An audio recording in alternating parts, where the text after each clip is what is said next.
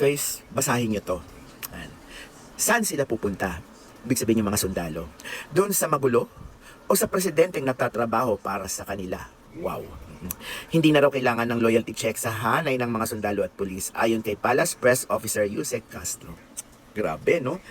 Masyadong dedicated. Pag-usapan natin to, guys. Ang sarap pakinggan, no? Nagtatrabaho ang presidente. Grabe, no? Coming from Yusek Castro. Alam mo, Castro, Claire, ay nako, oo, Ninang Claire, charot.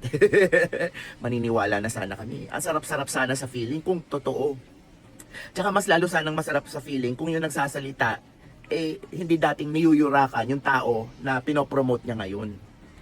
Kasi Auntie Claire, grabe ka makapagsalita dyan dati. Halos ibaon mo na yan sa lupa.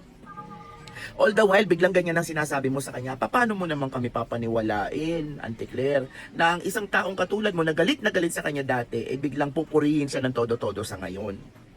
Tapos gusto mo makukonvince mo kami, Auntie Claire, na walang dahilan kung bakit ka nagkakaganyan, kung bakit bigla ka nagkaroon ng change of heart para sa kanya. Gusto ko sana sabihin kaya lang ayoko na lang. Baka kasi may libel. Alam nyo na, yung gusto ko sabihin, yung binibit-bit na gano'n, yung may hawak ang pang gano'n, tapos kinakalagkan may gulong. Oh. Gusto ko sana sabihin.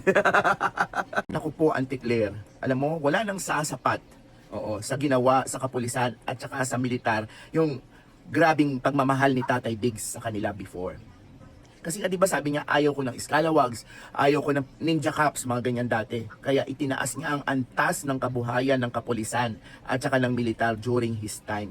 Witness tayo dyan, hindi mo mapapasinungalingan yan. Diba nga, kaya nga niya ginawa yan kasi nga para hindi na raw sila gumawa ng mga anomalya at saka yung mga pangungutong sa kalsada. Kasi binigyan niya na ng tamang sahod ang kapulisan.